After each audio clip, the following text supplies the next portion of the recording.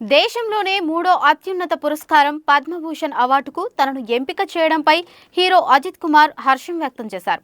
ఈ సందర్భంలో తన తండ్రి జీవించి ఉంటే బాగుండేదంటూ భావోద్వేగానికి గురయ్యారు.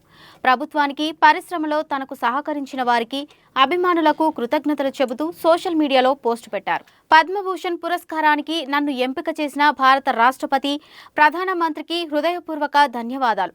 ఇది కేవలం వ్యక్తిగత ప్రశంస మాత్రమే కాదు, సినీ పరిశ్రమలో ఎంతో మంది నాకు సహకరించారు.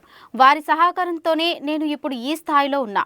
వారందరి కృషి, మద్దతుకు నిదర్శనమే ఈ పురస్కారం. రేసింగ్ షూటింగ్లో నాకు సహకారం అందించిన వారికి కృతజ్ఞతలు అని అజిత్ పేర్కొన్నారు. ఈరోజు నా తండ్రి జీవించి ఉంటే బాగుండేది. నన్ను చూసి ఆయన గర్వించేవాడు. నా విజయానికి, సంతోషానికి నా భార్య శాలిని సహకారం ఎంతో ఉంది. గడిచిన 25 ఏళ్లుగా ఆమె సహకారంతోనే ఈ విజయం సాధించా. నా అభిమానుల అంచలంచలమైన ప్రేమ, మద్దతు వల్లే నేను అంకితభావంతో పనిచేయగలుగుతున్నా. ఈ అవార్డు మీ అందరిది అంటూ అజిత్ తన పోస్టులో చెప్పుకొచ్చారు.